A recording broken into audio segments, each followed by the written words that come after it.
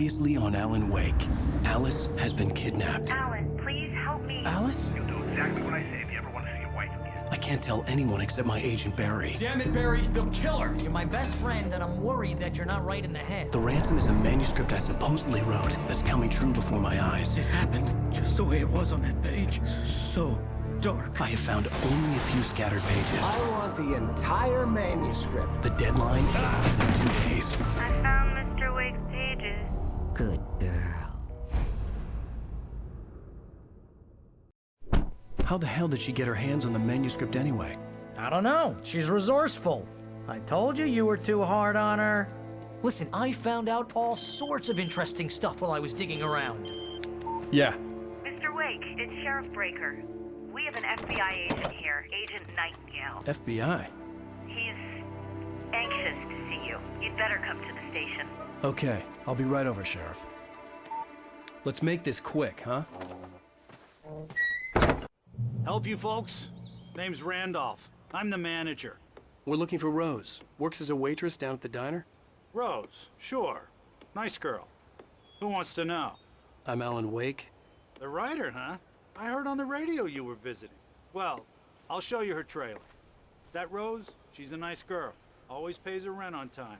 As I was saying, Al, I found all sorts of weird stuff from the local newspaper's archives. This place is crazy.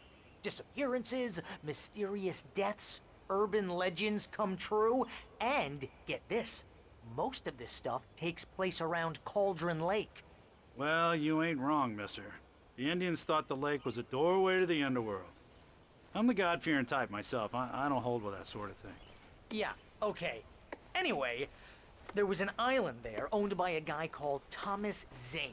Now, some of the articles I found about him make him out to be a famous writer, but I ran a bunch of searches, couldn't find a single thing he wrote. Zane was heavily into diving, so much so that the place came to be called Diver's Isle. But the volcano under the lake erupted in 1970, and Zane went down with the island.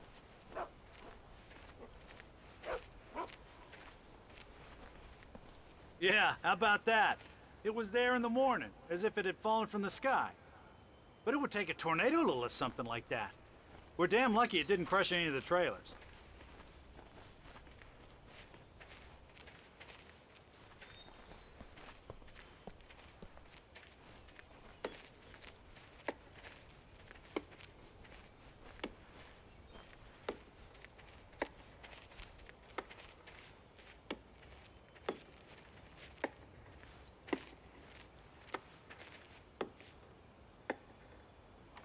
Gets better.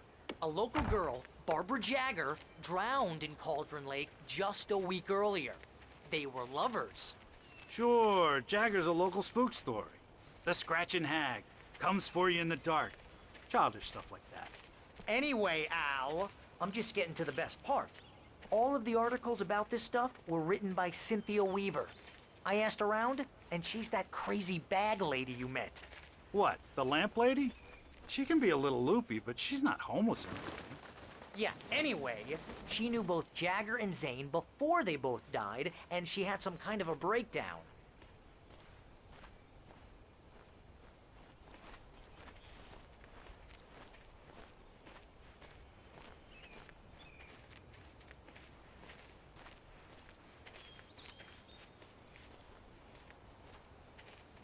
Well, mister, this here's Rose's trailer. You mind me asking what you want with her? We're just here to talk to her, pal.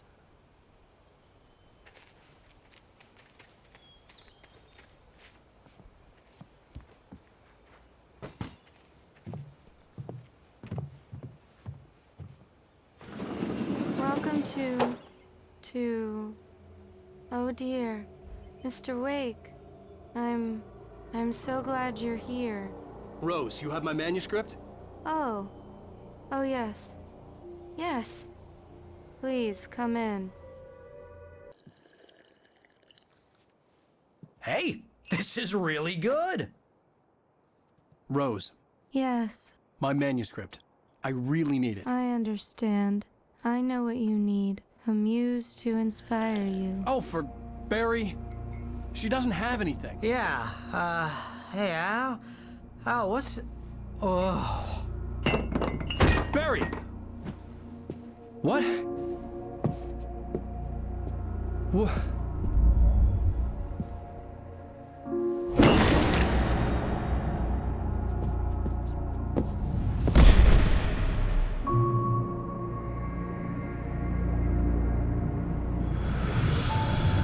It's coming for you, hiding in my barber's skin.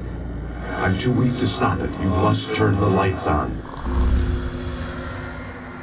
I promised I'd come visit you and your lovely wife. You must finish what you started. I insist. You must turn the lights on. Turn the light on. Back to work, boy.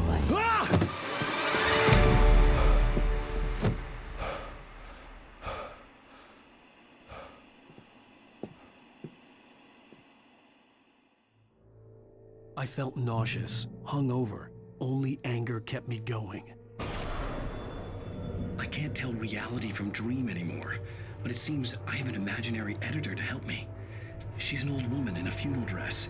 I call her Barbara Jagger. She's very strict. I'm writing faster and faster. My manuscript is being heavily revised. The edits are getting very aggressive, and each day there's less of me and more of her. I hate it, but I know she's right. She promises me I can save Alice this way. She knows more of this than I do. About the complex incantation I'm attempting. About this place. She's worked with another writer under similar circumstances, Thomas Zane. The genre of the story seems to be shifting. It's turning into a horror story. I'm getting close. I can feel it.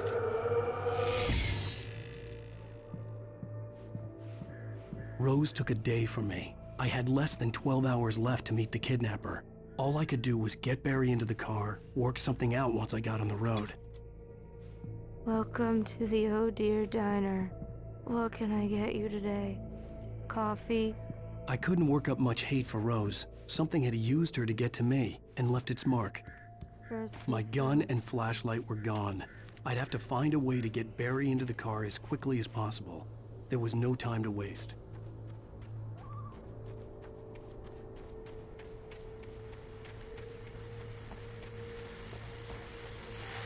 I just stepped outside to catch a breath of fresh air. Let me tell you, the weather's getting heavy. Nights like this make me especially glad I'm here talking to you and not home in bed. Once the weather takes a turn like this, I can't sleep at all.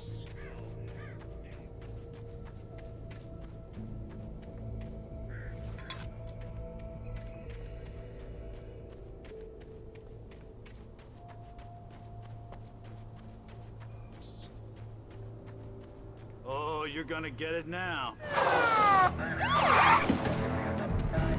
God knows what you've done to that poor girl.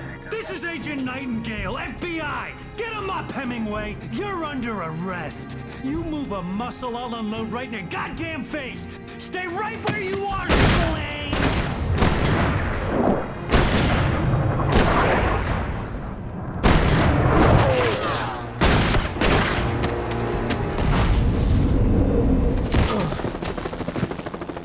What are? I'm standing right here, you goddamn maniac!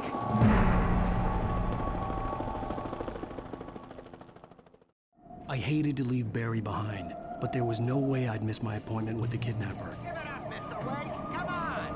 Get after him! Don't let him get away! Move it! Move it! Move it! I'm not in charge. Let him get away!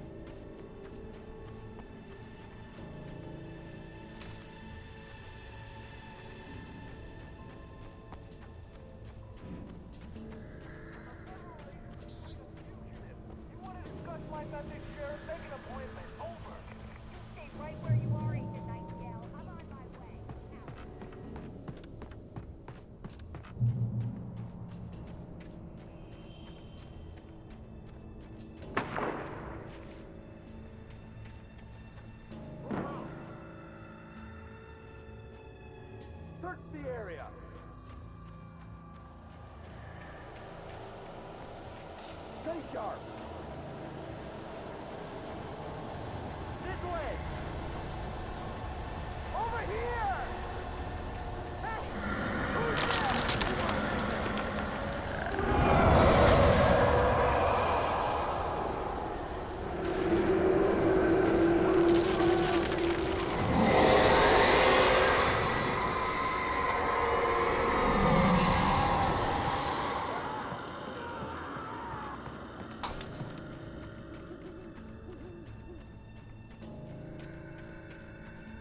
This horror was everywhere I went, circling me.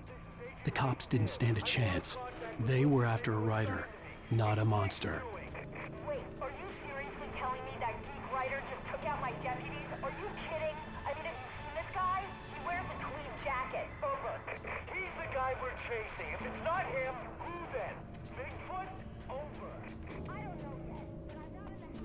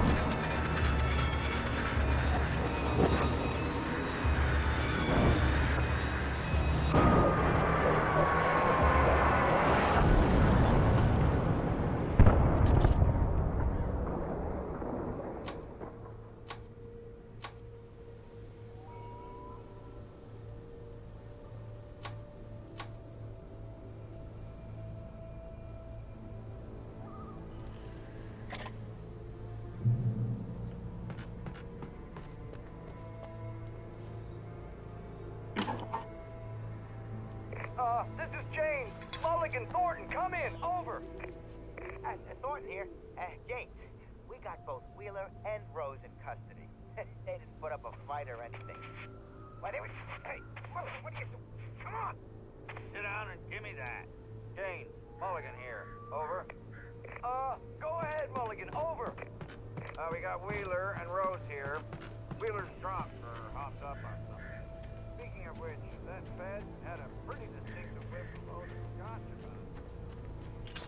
I imagined that the broadcast tower in the distance was part of the local radio station. Maine seemed like a decent guy. Perhaps he could give me directions to the coal mine.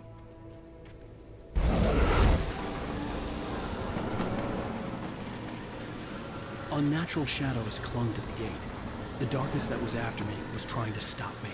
I wouldn't get through without a light.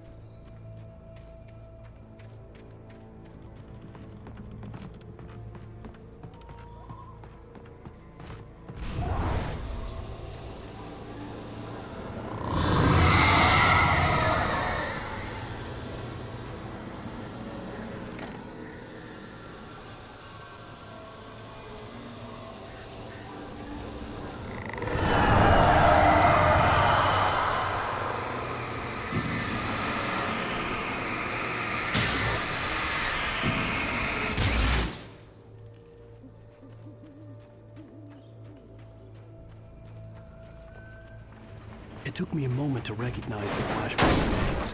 They were an ideal weapon for my situation. One, come in. Over.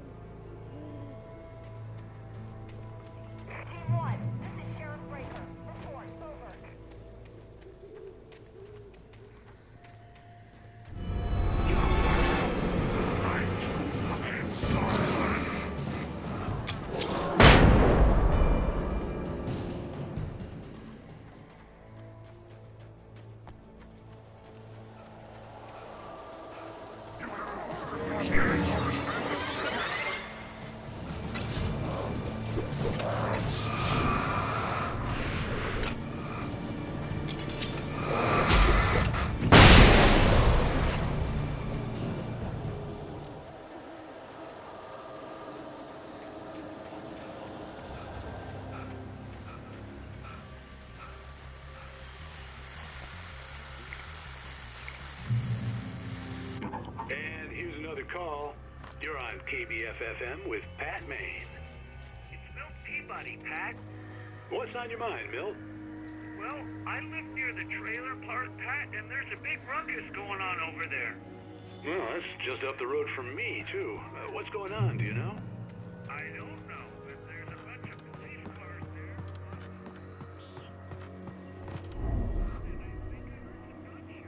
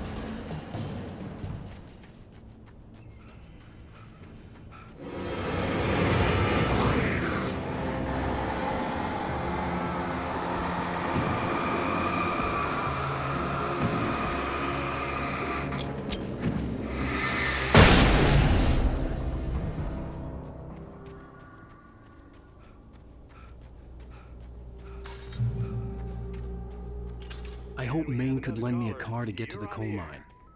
Pat, it's Lorna Miles. Oh, why, hello, Lorna. What do you have for us? Well, I just don't see why the cops bother with the trailer park. What do you mean?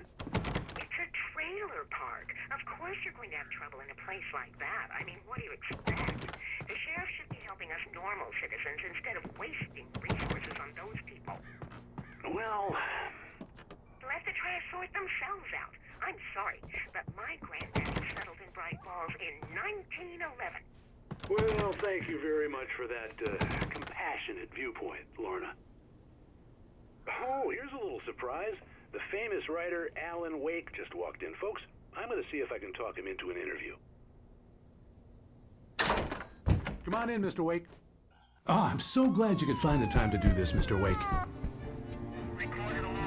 Nowhere to run now, Dan Brown. You back away from me. Don't hurt it. Whoa. Everyone calm down. Put the gun down. We're all friends here, right? Cool your jets, Nightingale. We got him. Shoot, priest! What the hell's the matter with you? There's a civilian in there.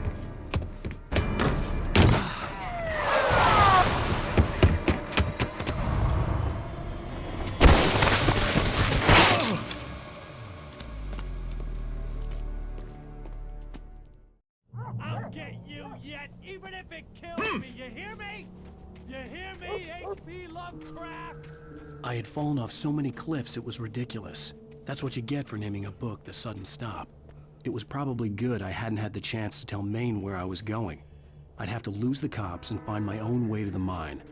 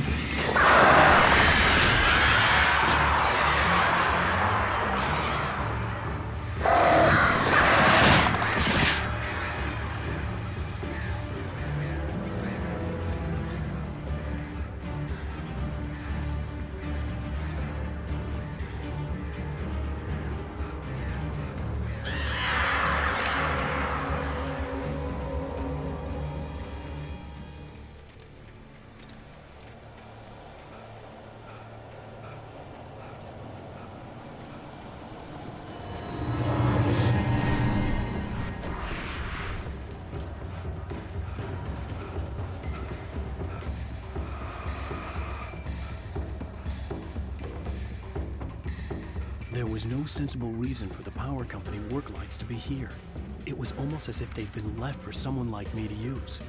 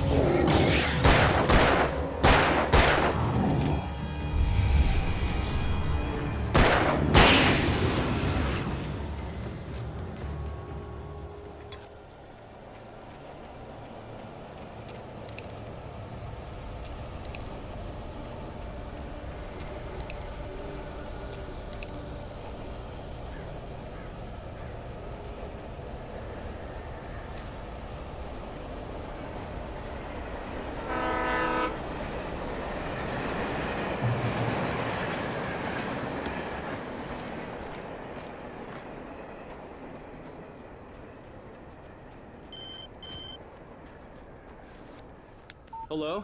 He's the most stubborn man I've ever met. Alice? Alice? Alan, I'm so afraid. Keeps me in the dark.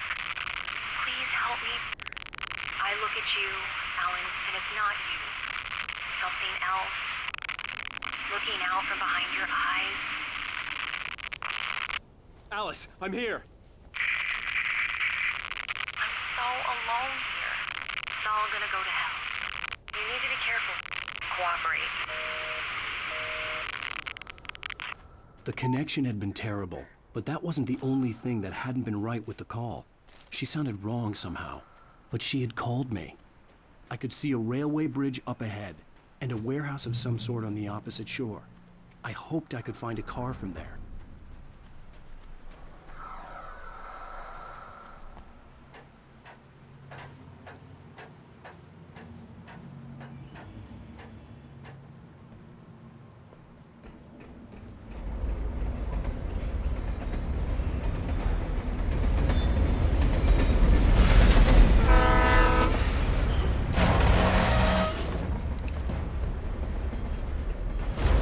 That was pursuing me was growing stronger, and it was taking over everything in its path.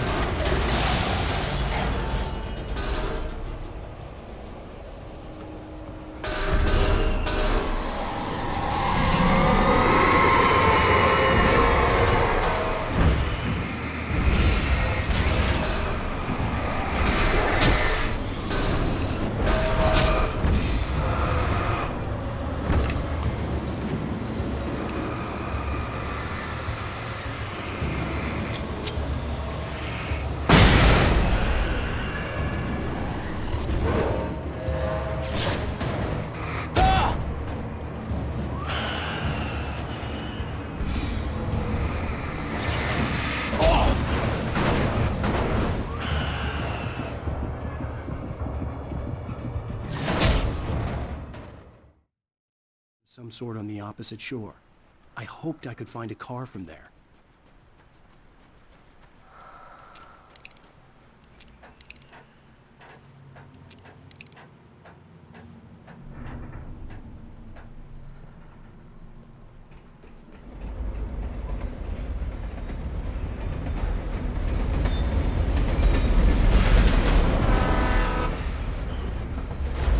That was pursuing me was growing stronger, and it was taking over everything in its path.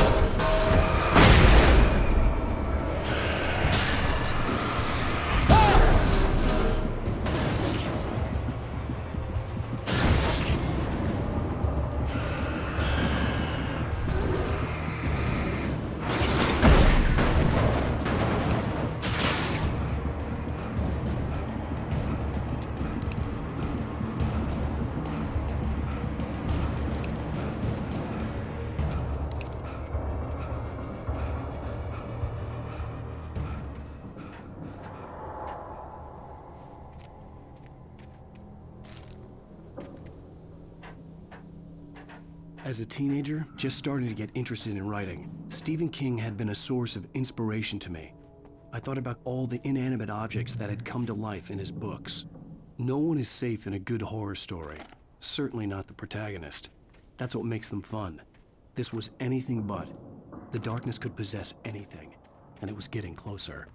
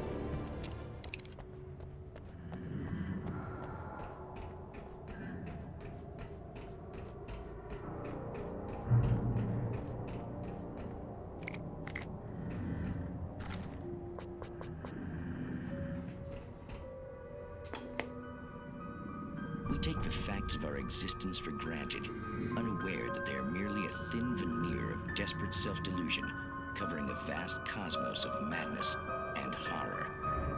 All too often, the stars are right. In Night Springs. Tonight's episode, A Family Occasion. Journalist Alvin Derleth's trip to study the local customs of an insular community in Night Springs has been less than successful. Until tonight. Well, I'm glad you changed your minds about this. Ancient customs, local mythology. My editor loves this kind of stuff. Well, Mr. Derleth, we don't want to feel like we're on exhibition. But you have demonstrated the seriousness of your intent.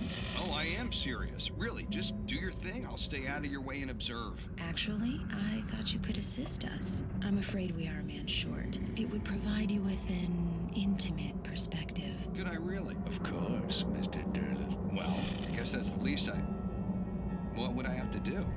Oh, here. Let me show you with a kiss.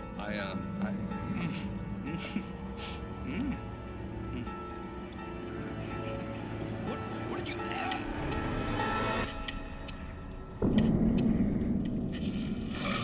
Oh, Mr. Derleth, you have well pleased Nixie Perka, the dweller in flesh. Your body shall host his 1,000 young, and all shall be glorious.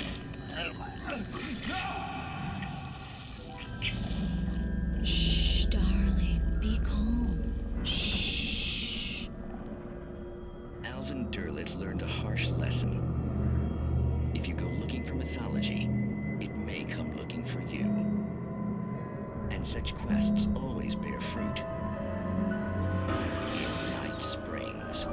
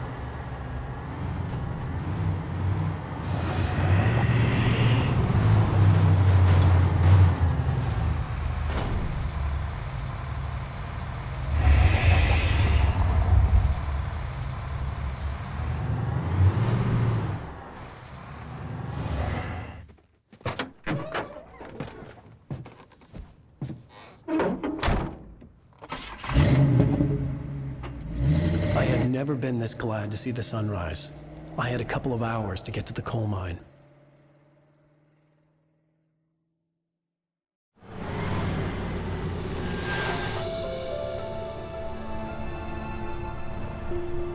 The coal mine wasn't far now.